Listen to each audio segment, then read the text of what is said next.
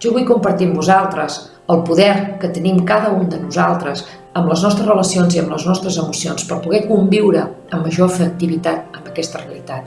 És una realitat dura i estem en plena crisi, però com sempre es diu, hem de poder aprofitar aquesta crisi per transformar la realitat en la que estem, per poder-la convertir en una realitat pròspera i positiva per tots nosaltres. Per tant, prestar atenció a com ens relacionem amb nosaltres mateixos ens pot ajudar també a veure quin impacte estem generant a fora i quina realitat estem generant.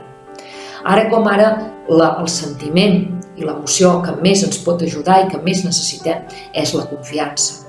La confiança balla constantment entre el passat i el futur. I quan nosaltres mirem el passat des de les vegades en què ho hem fet malament, les vegades en què no ens n'hem sortit, ens tornem a connectar, aquesta realitat ens torna a connectar potser en crisis anteriors que ja havien passat d'altra mena, perquè les crisis no només són externes i econòmiques, sinó que també crisis i pèrdues personals, i ens enfoquem en el moment de la pèrdua i en el que no vam saber fer, així nosaltres anem activant la nostra por. La por és el sentiment contrari a la confiança. En canvi, quan anem al nostre passat, mirem experiències passades en què ens en vam saber sortir, situacions concretes en què vam comptar amb la gent que ens van ajudar, que vam tenir l'habilitat per donar la volta a les realitats. Busquem aquests moments i busquem les nostres fortaleses. Moltes vegades busquem a fora i les respostes les tenim en el nostre passat i en la nostra pròpia experiència, si en som capaços d'aprendre. Igualment, també la confiança depèn sempre de com miris el futur. Si quan mires el futur mires tot el que pots perdre, totes les desgràcies que poden passar i tot el que anirà malament, difícilment despertaràs la confiança. Aprendre a imaginar petits canvis, petites situacions que poden ser profitosos, alimenten aquest benestar i aquesta sensació d'equilibri per poder estar centrat en el present. La confiança sempre és l'ara. És ara, i en aquest ara, què puc aprofitar del passat, què em serveix del passat i de quina manera puc generar futur. Tu perds la confiança quan et queixes, quan et victimitzes, quan poses el focus en tot el que no va bé. Tu guanyes confiança quan et centres en el que sí pots fer ara. Guanyaràs confiança si poses gratitud al teu passat, si ets capaç de connectar-te i aprofitar aquestes ocasions en les que estàs ara, que hi ha hagut un canvi, per recuperar persones i situacions i hàbits que en el passat et havien sigut molt profitosos i et havien donat molt benestar i moltes alegries. La confiança l'alimentaràs si ets capaç de cuidar-te en aquest present, de cuidar-te físicament, de cuidar el que penses i d'alimentar-te d'estones de tranquil·litat, de calma i de serenitat.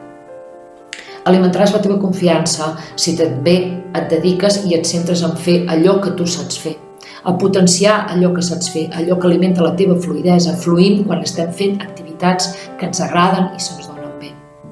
Alimentaràs la confiança quan aprenguis a imaginar com seria un futur millor, un futur potser més solidari, on les coses siguin més fàcils, on es preservi millor el medi ambient, on tot i les limitacions que tindrem de moviment, puguem conviure i tornar a generar activitats amb espais dissenyats de manera diferent i hàbits de manera diferent.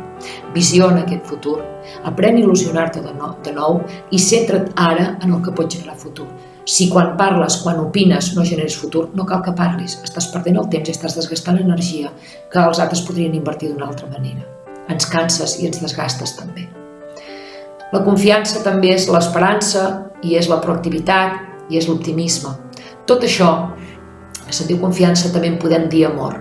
L'amor i l'alegria són les dues emocions que ara mateix necessitem perquè ens donen energia per anar endavant. No generaràs des de l'exigència, no generaràs des de l'enfado, des de l'enuig, no generaràs des de la tristesa. Les has de fer servir, aquestes tres, perquè formen part del procés de dol. Però quan més aviat acceptis que el que tenies no tindràs més, el que era no serà més, i més aviat et centris en generar un nou futur, més ràpid canviarem tots. Espero que aquestes 4 cosetes et serveixin i només dir-te això i recordar-te que sempre ens relacionem amb els altres en funció de com ens relacionem amb nosaltres mateixos. Si tu no ets feliç, si tu no confies, si tu no tens empenta, si tu no tens un estat d'ànim positiu, difícilment podràs generar futur. Per tant, primer cuida't tu, Sempre primer ens cuidem nosaltres i després generem i ens podem relacionar cap als altres. Tots els canvis també passen per fer accions, per demanar i oferir coses diferents. Segur que hauràs d'anar a buscar a altres llocs possibilitats que fins ara eren inimaginables, però segur que mirant el teu passat, mirant contactes que tens, persones que coneixes, aprenentatges que vas fer en el passat, els pots transformar per generar un futur millor. Seguim, perquè la situació és difícil, per tant, fem-ho amb alegria i amor, serà més fàcil. Una abraçada a tots.